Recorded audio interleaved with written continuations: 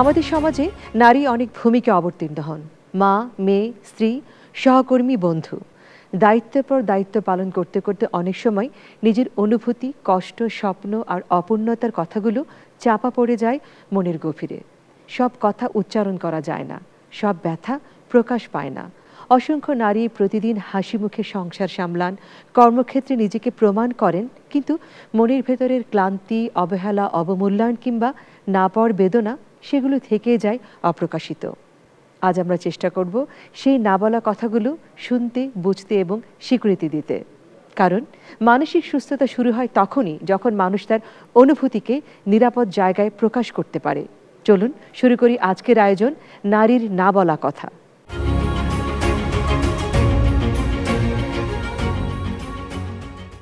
সুপ্রিয় দর্শক, সবাইকে স্বাগত জানাচ্ছি মনে মানুষের আজকের এই বিশেষ পর্বে। আমাদের আজকের পর্বটি হচ্ছে নারীর না বলা কথা। এই পর্বে কথা বলার জন্য আমাদের সাথে আছেন বিশিষ্ট মনোবিদ, বাংলা একাডেমি পুরস্কারপ্রাপ্ত অধ্যাপক, লেখক ডাক্তার মোহিত কামাল। আমাদের সাথে আছেন আমাদের দেশের স্বনামধন্য সঙ্গীত শিল্পী রোমানা ইসলাম। আমাদের সাথে আছেন চাষী আন্নি ইসলাম। আমাদের সাথে আরও আছেন নারী উদ্যোক্তা আফিফা সুলতানা এবং আরও একজন নারী উদ্যোক্তা আছেন ফাহিমা সুলতানা। আমরা শুরু করব আজকের আয়োজন। শুরুতে আমি রোমানা আপা আপনার কাছে আসছি। নারীর না বলা কথা, জীবনে এমন কি কোনো কথা আছে বা এমন কি কোনো অনুভব আছে যেটা এখন আপনি প্রকাশ করতে পারেননি? আসলে আমার তো শিল্পী সত্তা, আবার আরেকদিকে আমি একজন স্থপতি। আমার জীবনটা কিন্তু আসলে খুবই প্রকাশিত, ভিতরে রাখবার খুব কম অনুভূতি কিংবা সেই সুযোগটা হয় না, ভিতরে রাখবার অনুভূতি কম। কিন্তু কিছু কিছু জিনিস আছে, যেমন আমার ছোটোবেলার থেকে একজন শিল্পী, আমি শুধু মনে হতো আমি শুধু শিল্পীই হব, আমি আর কিছু করবো না, শুধু গানই করব। সেটা কিন্তু আমার জীবনে হয়নি। কিন্তু বাবার নির্দেশ ছিল পড়াশোনা করতে হবে, সেটা যাই হোক। তো দুটো দিক, ওইটা একটা আক্ষেপ ছিল মনে, হয়তো সবসময় মনে হতো যে আমি যদি একজন শিল্পী হতে পারতাম। শুধু এই কথাটা বলা হয়নি খুব একটা বেশি। বাবাকে নিয়ে কি না বলা কথা আপনার আছে? বাবাকে নিয়ে না বলা কথা আছে, যেটি আমার কাছে বাবাকে নিয়ে খুব আক্ষেপ আছে। আমার কাছে বাবার যে স্ট্যাটাসটা, যে স্ট্যাচারটা, সেটা বাবার মূল্যায়ন হয়নি এ দেশে। এটা আমার একটা অনেক বড় আক্ষেপ। বাবার, যদিও সবসময় বাবা বলতেন যে পুরস্কার আমার চাই না, আমি আমার মানুষের ভালোবাসাই আমার পুরস্কার, কিন্তু সত্যিকার অর্থে একজন শিল্পীর মূল্যায়ন পেলে, মূল্যায়ন হলে তিনি কিন্তু কোথায় চলে যায় না, এটা একটা আমার খুব। আমরা অনেক সময় বলে থাকি যে শক্ত নারী, যে নারী অনেক শক্ত, নারী অনেক কিছু পারে, এই যে একটা ইমেজ, আপনার ক্ষেত্রে কি এই ইমেজটা ধরে রাখার জন্য কোনো চ্যালেঞ্জ ছিল? আমার খুব একটা চ্যালেঞ্জ পেতে হয়নি। আচ্ছা, আমি জানি না, এটা আমি পজিটিভ একজন মানুষ। আমার কাছে মনে হচ্ছে আমি যেখানে গিয়েছি আমি জয় করব, কিংবা আমি যদি জয় নাও করি, আমার কাছে মনে হচ্ছে না, এটাই স্বাভাবিক, হতেই পারে। আমি খুব ওইভাবেই প্রত্যেকটি ঘটনাকে আমি মেনে নিয়ে চলি। সঙ্গীত জগতে ক্যারিয়ার গড়তে গিয়ে কি কখনো এমন কোনো চ্যালেঞ্জ হয়েছে? হয় না যে একটা চাপের মুখোমুখি, যে আপনি সঙ্গীত জগতে, আপনি বলছেন যে একদিকে আপনি স্থপতি, আরেকদিকে সঙ্গীত শিল্পী, এবং আপনার অনেক জনপ্রিয় গান রয়েছে যেটা আপনার বাবারই হয়তো শুরু করে, আপনি অনেক গান গেয়েছেন। তো এই যে একটা ক্যারিয়ার গড়েছেন, সংসার করেছেন, তারপর আবার একদিকে আপনি একদম আর্কিটেকচার, সব কিছু মিলিয়ে কোনো চ্যালেঞ্জ কি সম্মুখীন হয়েছেন? অনেক অনেক খড়কুটো পোড়াতে হয়েছে অনেক। কারণ আমি যখন প্রথমে গান গেয়েছি ছোটোবেলায়, সেই গানগুলো দিয়ে আমার পরিচিতি ছিল। মায়ের মতো আপন কেহ নাই, কিংবা হায়রে আমার মন মাতানো দেশ। আমাকে না চিনলেও জানে রুমানের এই গান, হয়তো আমার ইমেজটা তারা চেনে না, কিন্তু এই গানগুলো কিন্তু তখন মুখে মুখে মানুষের। তো সেই সময়ের পরে আমার একটা দীর্ঘ বিরতি, আমি একটু দেশের বাইরে চলে যাই, আমি বুয়েটে পড়াশোনা করি, তখন কিন্তু একটা গ্যাপ ছিল। এই গ্যাপটাকে আবার পূরণ করতে আজকে যেই জায়গায় এসেছি, আমার ওটা একটা বড়, ওই যে না বলা কথা বললে মনে হয় যে আমি যদি একবারে করে যেতাম তাহলে হয়তো আজকে আমি অন্য একটা জায়গায় থাকতাম। আবার এটাও ভাবি আমি একজন স্থপতি, আমি একজন সঙ্গীত শিল্পী, এটা আমি শেষ দিন পর্যন্ত একজন স্থপতি হয়ে থাকবো এবং সঙ্গীতটা তো অন্তরে থাকবে। এটাও কিন্তু একটা বড় পাওয়া। আমি আপনার কাছে আসছি। আপনি তো অনেক কথাই বলেছেন, কিন্তু নারীর না বলা কথা যেটা আমাদের আজকের এই বিশেষ পর্ব, আপনার জীবনে কি এমন কোনো কথা আছে যেটা এখনই বলেননি, বা এমন কোনো অনুভূতি আছে যেটা এখনই প্রকাশ করতে পারেননি? অফকোর্স, প্রত্যেকের লাইফে এরকম অনুভূতি থাকে। আমার বাবা যেহেতু একজন শিল্পী, তো আমিও তো আগে টিভিতে নাটক করতাম, তো এই গ্যাপগুলো তো আমার লাইফে এসে গেছে, তাই না? আমার সংসার, আমার বাচ্চাদেরকে পেলেছি, ওরা বড় হয়েছে, কিন্তু আমার কথাগুলো তো শোনবার আর কারো সময় হয়নি। আমি তো আমার জায়গায়, এখন আমি একজন মা, আমি একজন গৃহিণী, প্লাস আমি একটু মুভি বানানোর চেষ্টা করছি, আমি একটা ডকুমেন্টারি করেছি, বড় ছবি করবার চেষ্টায় আছি, যেহেতু আমার বাবা একজন ডিরেক্টর ছিলেন। তো এরকম তো অনেক না বলা কথা, অনেক কিছু নিজেদের মধ্যে কাজ করে, কারণ এটা হচ্ছে আমাদের একদম ভিতরকার একটা চাওয়া পাওয়া। আপনি তো অনেক বন্ধু বৎসল, আমি জানি যে আপনি খুব বন্ধু বান্ধবের সাথে হই হুল্লোড় করতে পছন্দ করেন এবং আপনি কিন্তু তাদের সাথে অনেক সময় কাটান দেশে দেশের বাইরে, এবং একসময় কিন্তু আপনার সংসারটা ভরা ছিল। যেহেতু আমি জানি বলে বলছি, আপনার 4-4টি সন্তান রয়েছে এবং সবাই কিন্তু এখন বিদেশে আছে। তো এই যে ভরা সংসার হঠাৎ একা হয়ে গেলেন, এটা কি কখনো একাকিত্ব অনুভব হয় আপনার? অফকোর্স এটা তো হবেই, কারণ একটা সময় আমি ভীষণ ব্যস্ততা, মানে আমার সকাল দুপুর রাত কেমন করে হতো আমি নিজে টের পেতাম না। আমার মতো আব্বা শেষ হয়ে গেল একটা দিন, কি করে হলো, মানে ছুটতাম, ঘড়ির কাঁটার সাথে সাথে আমিও ছুটতাম। এখন তো আমার অফুরন্ত সময়, আমি ভাবি আমি নাটক দেখতে যাই, বন্ধুদের দিয়ে আড্ডা মারি, এটা আপনিও ভালো জানেন। এবং বন্ধু মহলে আমি খুব পরিচিত, আমি খুব লাকি, আমার খুব ভালো বন্ধু আছে, বন্ধু মহল আছে, যেখানে গেলে আমি আমার প্রাণ ফিরে পাই। এবার আমরা আমাদের আজকে নারী উদ্যোক্তাদের কাছে যাব। প্রথমে আমি আফিফা আপনার কাছে জানতে চাচ্ছি, আপনি তো একজন নারী উদ্যোক্তা এবং এই যে এতদিন ধরে কাজ করছেন, কি ধরনের আসলে চ্যালেঞ্জের মুখোমুখি হয়েছেন? আচ্ছা, প্রথমে আমি একটু ধন্যবাদ জানাই যে এরকম একটা অনুষ্ঠানে নারী উদ্যোক্তা হিসেবে আমাকে আমন্ত্রণ জানানো, এটা অবশ্যই আমার জন্য একটা গর্বের এবং সম্মানের বিষয়। নারী উদ্যোক্তা জার্নিটা কিন্তু আমার খুব বেশি দিনের না। আমি প্রায় 22 বছর শিক্ষকতা পেশার সাথে ছিলাম। কোভিডের সময় আমার কিছু পারিবারিক সমস্যার জন্য আমাকে অনেকটা মানসিকভাবে বিপর্যস্ত থাকতে হয়। তখন আমি ভেবেছি আমি হয়তো আর কাজ করতে পারবো না। সেই সময় আর কি আমার মা মারা যায়, আমার বাবা অনেক অসুস্থ হয়ে যায়, ফ্যামিলিতে আরও অনেক আপনজন আর কি ছেড়ে চলে গেছে। সেই সময় আর কি জবটা ছেড়ে দিই। তারপরে যাই হোক, পরবর্তীতে তো কোভিড পরিস্থিতি আস্তে আস্তে স্বাভাবিক হয়ে আসলো, আমারও ফ্যামিলি ক্রাইসিসগুলো আমি ওভারকাম করতে শুরু করলাম। তখন একটা মানে খারাপ লাগা শুরু হলো যে আসলে আমি কি কিছু করব না, এভাবেই থাকবো। তখন ভাবতে থাকলাম যে কিভাবে শুরু করা যায়। আগে যেহেতু একটা সম্মানজনক পেশায় ছিলাম, প্রায় 22 বছর শিক্ষকতা করেছি, অনেক সম্মানের একটা কাজ। আমি হুট করে তো অন্য কোনো কাজে তখন ইনভলভ হতে পারি না। যাই হোক, অনেক চিন্তা ভাবনা করে তারপরে কি করা যায় ওই সময় একটা মানসিক চাপ ছিল, এখন কিন্তু সেটা নাই। অনেক চিন্তা ভাবনা করে কিছু ভালো বন্ধু আসলে জীবনে থাকা দরকার, যাদের পরামর্শে সেই সময় আমরা নারীদের জন্য একটা প্ল্যাটফর্ম করার চিন্তাভাবনা করি। সেটা হচ্ছে স্বপ্নজয়ী ফাউন্ডেশন। 2023 সালে মহিলা বিষয়ক অধিদপ্তর থেকে সেটা রেজিস্ট্রেশন নেওয়া হয়েছে। আমরা নিজেরা উদ্যোক্তা তৈরি করি। আমাদের কিন্তু মূল কাজ, আমরা যেহেতু নিজেরা ফেস করেছি মানসিক সমস্যাটা, সেজন্য আমাদের প্রতিষ্ঠানের মোটোই হচ্ছে যে নারীদের শারীরিক এবং মানসিক স্বাস্থ্যের যত্ন, এটা আমাদের ফার্স্ট প্রায়োরিটি। নারীদের আসলে মনের কষ্টগুলো বলার একটা জায়গা থাকে না, যেখানে গিয়ে সে বলতে পারে তার কষ্টের কথা। মানে শোনার লোক কিন্তু আসলে সোসাইটিতে খুব কম। মানে যাদেরকে আপনি বিশ্বাস করে বলবেন তারা কিন্তু আসলে আপনার ভালো বন্ধু না, সেটা আপনাকে অন্যভাবে ফ্যামিলিতে কিংবা আপনি যাকে বিশ্বাস করতেছেন সে আসলে আপনার জন্য বিশ্বস্ত নাও হতে পারে। এটা হয়তো একজন সাইকোলজিস্ট হতে পারে, একজন কাউন্সিলর হতে পারে, সেটা আবার সব নারীরা আবার ওই জায়গাটা চিনে না, ওই প্ল্যাটফর্মটা চিনে না। সেই জায়গা থেকে আমরা ফার্স্টলি হচ্ছে নারীদের মনের কথাগুলো শোনার কাজটা করি। যে প্রথমে আমাদেরকে বলেন, আমাদের সাথে কিন্তু একজন ক্লিনিক্যাল সাইকোলজিস্ট আছে, আমরা একজন সাইকিয়াট্রিস্টও আমাদের সাথে কানেক্টেড আছে। আমরা মূলত আসলে শোনার কাজ করি, তারপরে রেফারেল কাজটা করি, একটা ভালো সাজেশন দেওয়ার কাজ করি। পাশাপাশি বিভিন্ন ধরনের ট্রেনিং প্রোগ্রাম আমরা করি হাতে কলমে। যেহেতু আমরা টিচার ছিলাম, আমাদের ইসি কমিটিতে যারা আছে তারা ম্যাক্সিমামই শিক্ষকতার সাথে ছিল। আমরা নারীদের হাতে কলমে শিখায় তারপরে তাদেরকে একটা সুনাগরিক হিসেবে গড়ে তোলার কাজটা আমরা করি, যাতে ওটাতে আসলে আমাদের মেন্টাল একটা স্যাটিসফ্যাকশনও আসে। আর আমরা তো সবসময় এডুকেটেড একটা ভালো গ্রুপ নিয়ে কাজ করতে পারি না, আমাদের সাথে কিছু পিছিয়ে পড়া নারীরাও আছে, আমাদেরকে তৈরি করতে হয়। অনেক কিছু নারীরা জানে না, বিশেষ করে এই যে সোসাইটি এখন এত দ্রুত চেঞ্জ হয়ে যাচ্ছে, এই যে ডিজিটাল যে যুগ আসছে, এখন একটা ব্যবসা করতে গেলে কিন্তু আপনি আর আগের মতো শুধু একটা দোকান নিয়ে বসে থাকলে ব্যবসা করতে পারবেন না। ব্যবসা দ্রুত চেঞ্জ হয়ে যায়, ডিজাইন চেঞ্জ হয়ে যায়, বিভিন্ন ট্রেন্ড চলে, এগুলো কিন্তু একজন পিছিয়ে পড়া নারীর পক্ষে জানা সম্ভব না। কেউ হয়তো ভালো সূচি কাজ জানে, কিন্তু এই মুহূর্তে সূচি শিল্পের কোন জিনিসটা বাজারে ডিমান্ডেবল সেটা হয়তো সে জানে না।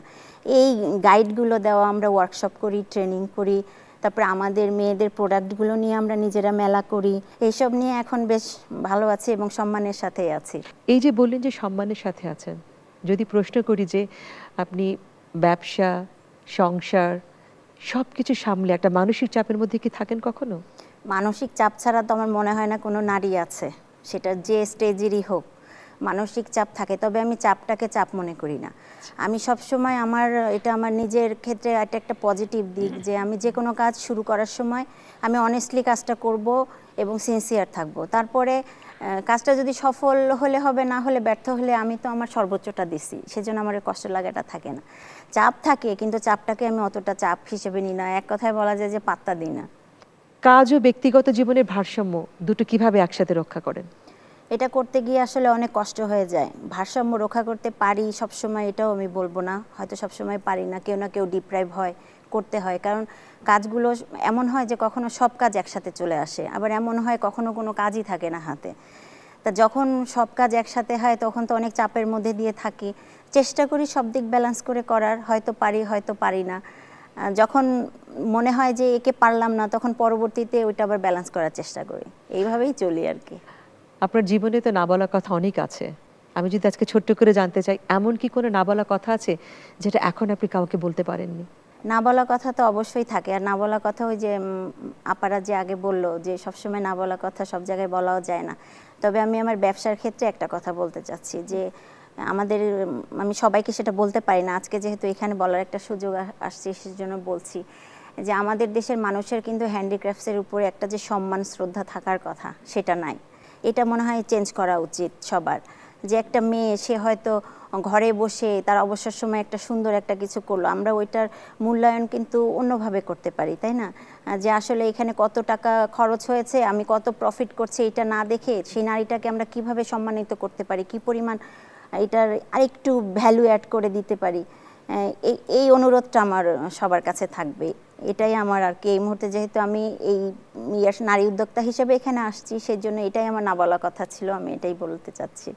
আমরা ফাহিমা সুলতান আপনার কাছে আসছি, জানতে চাইছি যে প্রথম যখন আপনি জানলেন যে আপনার সন্তানটি বিশেষ চাহিদা সম্পন্ন একটি সন্তান, তখন আপনার অনুভূতিটা কেমন ছিল? সর্বপ্রথমে আমি আসলে এটিএন বাংলাকে একটা ধন্যবাদ দিতে চাচ্ছিলাম যে এখানে আমাকে এত গুণী মানুষের সামনে কথা বলার সুযোগ করে দিয়েছে। ধন্যবাদ আপু। যখন আমি ফার্স্টে বুঝতে পেরেছি যে আমার বাচ্চা স্পেশাল চাইল্ড, আসলে মানে এদেরকে আসলে ডায়াগনোসিস করা যায় না যারা স্পেশাল চাইল্ড হবে। ছোট থাকতে যদি আমরা এটা বুঝতে পারতাম তাহলে হয়তো আমরা আর একটু সতর্ক হতাম। আমার যখন আমার টুইন বেবি ছিল, একটা মিসিং হয়ে গিয়েছে 2.5 মাসে, তারপর এই বাচ্চাটা হয়েছিল 6 মাসে। যখন 6 মাসে হয় তখন আসলে কি এত খারাপ অবস্থা ছিল, সে লাইফ সাপোর্টে ছিল আপনার 14 দিন, তারপর ইনকিউবেটরে ছিল হচ্ছে গিয়ে 2 মাস। মানে এত পরিমাণ আমার কষ্ট করতে হয়েছে, সে তখনও কিন্তু আমরা বুঝতে পারি নাই যে সে স্পেশাল চাইল্ড হবে। তারপর আম্মুর কথা অনুযায়ী আমি হচ্ছে গিয়ে আমার বোনকে নিয়ে আমি সিআরপিতে যাই। এখন আমাকে ডক্টর বললো যে ওর অবস্থা দেখে তো আমি তো খুবই হতাশ, কিন্তু ওকে এখানে ওর কিছুটা হলেও 100% ইমপ্রুভ না হলেও কিছুটা ইমপ্রুভ হতে পারে যদি আপনি 2টা কথা রাখতে পারেন, 2টা যদি শর্ত আপনি মেনে নিতে পারেন। আমি জিজ্ঞেস করলাম যে কী শর্ত, তো বলছে আপনাকে লং টাইম থেরাপি দিতে হবে এবং হচ্ছে গিয়ে ধৈর্য ধরতে হবে। পরে আমি আসলে কি কান্না করছিলাম, অজস্রে কান্না করছিলাম, আমার মেজো বোন ছিল সাথে। তখন বললো যে তুমি এত ধৈর্যহারা হয়েও না, মানে আল্লাহ পারে না এমন কিছু নেই। মানে এরকম বাচ্চা যাদের আছে তারা মনে হয় কি মারা মেন্টালিটিও ভালো থাকে না এবং ডিপ্রেশনে থাকে। তারা একসময় দেখা যাচ্ছে যে আমি নিজে একসময় আমার ইচ্ছা করতো যে আমি আমার বাচ্চাটাকেও মেরে ফেলি, আমি নিজেও মরে যাই, এই বাচ্চাকে নিয়ে আমি আর পারছি না, এমন একটা মানে অবস্থায় চলে গিয়েছিলাম। তারপর আবার এখানে আবার থাকে একটু পারিবারিক সমস্যাও থাকে, সামাজিক সমস্যাও থাকে।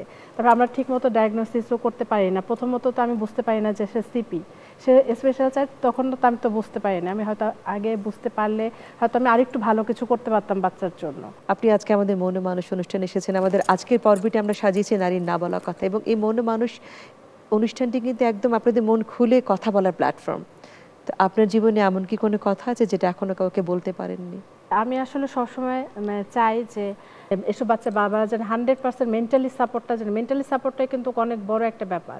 তারা যদি 100% মেন্টালি সাপোর্ট দেয় তাহলে কিন্তু আপনার পরিবারের যারা অন্যান্যরা আছে তারাও কিন্তু আমাদেরকে সাপোর্ট দিতে বাধ্য। তা আমাদের এরকম বাচ্চাদের আসলে কি যে শুধু মায়ে পারে না, পুরো পরিবারকে একটু সাপোর্ট করা দরকার। আমি আপনাদের প্রোগ্রামের মাধ্যমে বলতে চাই যে আমাদের মতো মায়েদেরকে আপনারা সবাই অবহেলার চোখে বা মানে দোষারোপ চোখে এগুলো না দেখে আমাদেরকে আসলে কি সহযোগিতার চোখে দেখানো উচিত, ভালোবাসার চোখে দেখা উচিত। কারণ এ বাচ্চাকে কিন্তু আমরা সৃষ্টি করি নাই, এ বাচ্চাকে সৃষ্টি করেছে মহান আল্লাহ। তাই আল্লাহকে স্পেশাল ভাবে তৈরি করেছে। আমরা হচ্ছে স্পেশাল বাচ্চার মা বাবা বা যারা আছে তারা হচ্ছে গিয়ে তাদের আত্মীয় স্বজন, তারা সবাই মিলে যদি সহযোগিতা করে তাহলে কিন্তু একটা বাচ্চার অনেকটা ইমপ্রুভ হয়। স্যার আপনার কাছে আসছি, আমরা তো সবার কথা শুনলাম, এই যে উনি বলছেন ওনার কথা যে ওনার বাচ্চা চাহিদা সম্পন্ন, বা রোমান আপা বলছেন, আন্নি বলছিলেন, তো এক্ষেত্রে কি আমরা এটা বলতে পারি যে দীর্ঘদিন মানসিক একটা কষ্ট যদি চেপে রাখে তাহলে তার অনুভূতিগুলোকে আস্তে আস্তে মরে যায়? দীর্ঘদিন কষ্ট চেপে রাখলে মানসিক বিপর্যয় হয়। মানসিক বিপর্যয় হলে আবেগের বিপর্যয় হবে, আবেগের বিপর্যয় হলে বিষণ্ণতা আসতে পারে, উদ্বেগ উৎকণ্ঠা থাকতে পারে, উৎকণ্ঠা দীর্ঘমেয়াদী হলে বিষাদ রোগে আক্রান্ত হতে পারে। উনি কিন্তু একসময় এসে বলেছে কিন্তু নিজেকে মেরে ফেলে বাচ্চা সহ মরে যাওয়ার ইচ্ছা হয়েছে। এটা হচ্ছে supreme emergency in psychiatry to protect the life then cardiac emergency. হার্টের যে অ্যাটাক হয়, হার্ট অ্যাটাক, ব্রেন অ্যাটাক হয়, সেখান থেকেও বেশি গুরুত্বপূর্ণ সুইসাইডাল থটটাকে মোকাবেলা করা উনি করেছেন। কিন্তু ওনার এসেছে চাপের কারণে, কিন্তু টলারেন্স বেশি থাকাতে উনি উতরে গেছেন। সুতরাং ভেঙে পড়ে, প্রচুর ছেলেমেয়েরা ভেঙে পড়ে।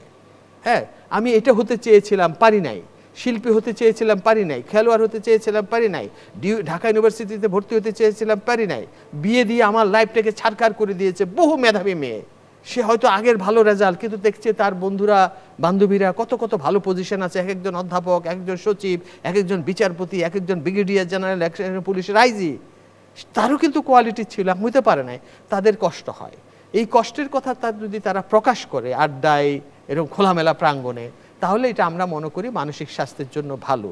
ইন্টারনাল প্রেশার অবশ্যই আমার বিহেভিয়ার যে এক্সটার্নাল বিহেভিয়ার হবে, আমি অ্যাঙ্গার এগ্রেশন করব, বিরক্ত হব, কথায় কথায় খেপে যাবো, কথায় কথায় ভাঙচুর করব, এগুলি ঘটবে। সুতরাং অবদমন নয়, চেপে রাখা নয়, প্রকাশ করা ভালো। কিছু কিছু খুব ব্যক্তিগত কথা আছে, সেটা আমরা বলি যদি কোনো ডকুমেন্ট না থাকে। এটা আমাদের হাদিস শরীফও আছে মুসলমানদের। কিছু সত্য আছে এড়িয়ে যেতে হবে, কিছু সত্য আছে মিথ্যা বলতে হবে। কেন? কল্যাণের জন্য। আমি যদি সত্যটা বলে দেই, সেটা অন্যের বুকে ছোবল বসাতে পারে, কিন্তু ভিতরে চেপে না রেখে অন্যের কাছে প্রকাশ করা যেতে পারে। কাউন্সিলের কাছে গেলে আমরা বলি ভেন্টিলেশন, রিলিজ অফ ইমোশন, অর্থাৎ ঢেউ থাকে, আবেগের একটা ঢেউ থাকে, কষ্ট থাকে, যন্ত্রণা থাকে, এটাকে আমরা বলি সিম্প্যাথেটিক অ্যারাউজাল।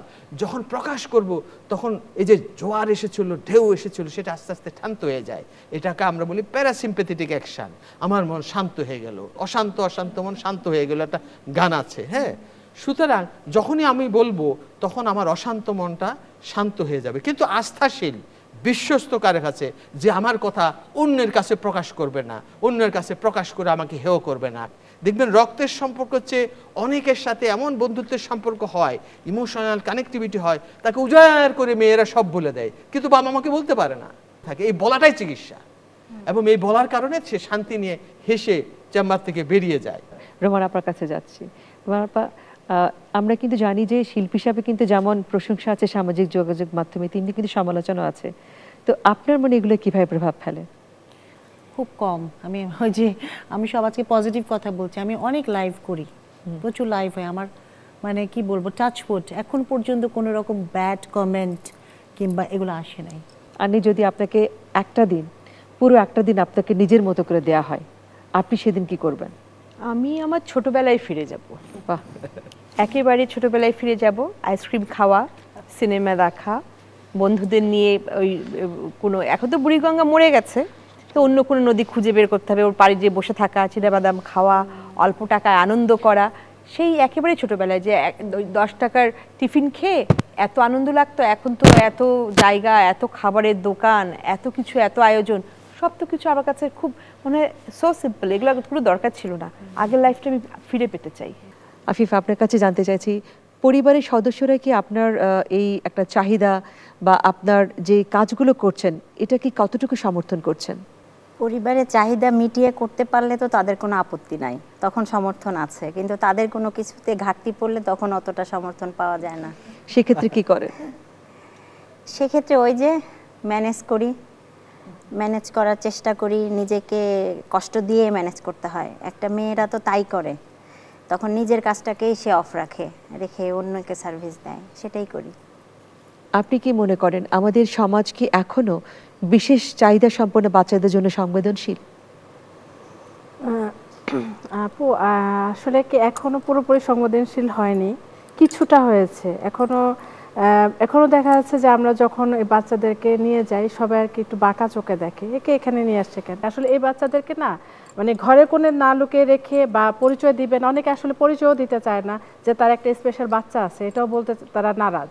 কিন্তু আমি ওকে ছোটবেলা থেকে, আমাকে তুমি পছন্দ করো না করো আমাকে তাতে কিচ্ছু যায় আসে না। আমার বাচ্চাকে যে পছন্দ করবে, আমার বাচ্চাকে যে ভালোবাসবে, আমি তাকে ভালোবাসি, আমি তাকে পছন্দ করি, সে আমার কাছে অনেক বড়।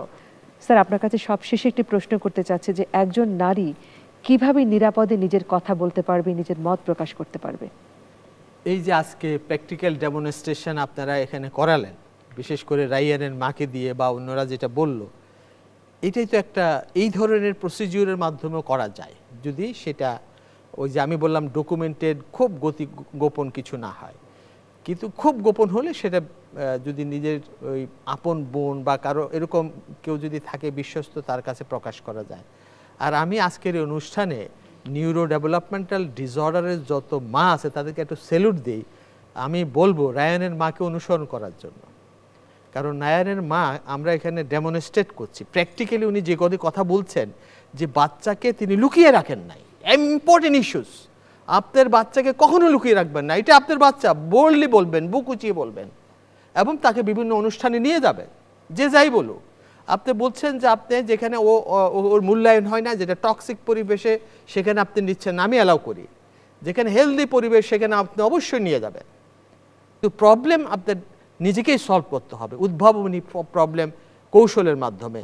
আপনি how to solve the problem scientifically কৌশল শিখতে পারেন গিয়ে কাউন্সিলরের কাছে। সুতরাং আমি মনে করব যে কোনো মানসিক সমস্যা হোক, যে কোনো গোপন কথা হোক, লুকিয়ে না রেখে আমরা কাম ফরওয়ার্ড, আসুন, এগিয়ে আসুন, চিকিৎসা গ্রহণ করুন, সুস্থতা গ্রহণ করুন। আজকের এই বিশেষ আয়োজন মন ও মানুষের নারী না বলা কথা আপনারা এসেছেন, আপনাদের সবাইকে অনেক ধন্যবাদ। আমরা রোমান আপার কণ্ঠে চাললেন গান শুনবো। শোনাবো অবশ্যই, বাবার লেখা এবং সুরে যে গানটি গাইছি। বন্ধুর বড় প্রয়োজনে, যে স্যারও বলছিলেন যে কথাগুলো বলতে হবে, সেরকম বন্ধুরাই কিন্তু আমাদের জীবনটাকে ভরিয়ে রেখেছে, সেরকম একটি গান গাইছি। বিখ্যাত একটি গান, সাবিনা ইয়াসমিনের কণ্ঠে গীত হয়েছিল। একই সোনার আলোয় জীবন ভরিয়ে দিলে, ওগো বন্ধু কাছে থেকো, কাছে থেকো।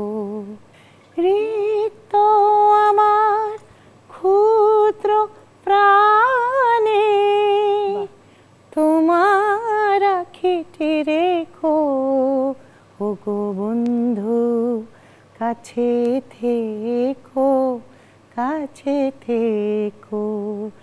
একই সোনার আলোয় জীবন ভরিয়ে দিলে। আজকের পর্বে আমরা কথা বলেছি নারীর সেই অনুভূতিগুলো যেগুলো অনেক সময় শব্দ পায় না, কিন্তু গভীরভাবে প্রভাব ফেলে তার মানসিক স্বাস্থ্যে। মনে রাখবেন, না বলা কথাগুলো গুরুত্বপূর্ণ। নিজের কষ্ট, দ্বিধা, হতাশা কিংবা অপূর্ণতার কথা প্রকাশ করা দুর্বলতা নয়, এটি সাহসের পরিচয়। একজন নারী শুধু দায়িত্বের বাহক নন, তিনি একজন পূর্ণ মানুষ। তার অনুভূতি, সীমাবদ্ধতা ও চাওয়াগুলোরও সমান মূল্য আছে। আপনার আশেপাশের নারীর কথা শুনুন, বিচার না করে, সমালোচনা না করে, শুধু মন দিয়ে শুনুন। আর আপনি যদি একজন নারী হয়ে থাকেন, তবে নিজের মনের যত্ন নিতে ভুলবেন না। প্রয়োজন হলে সাহায্য নিন, কথা বলুন, নিজের জন্য সময় বের করুন। আজকের মতো এখানে শেষ করছি মন ও মানুষের এই বিশেষ পর্ব। আবারও দেখা হবে নতুন কোনো বিষয় মন ও মানসিক স্বাস্থ্য নিয়ে খোলামেলা আলোচনায়। ভালো থাকুন, সুস্থ থাকুন, আর নিজের মনের কথাকে গুরুত্ব দিন।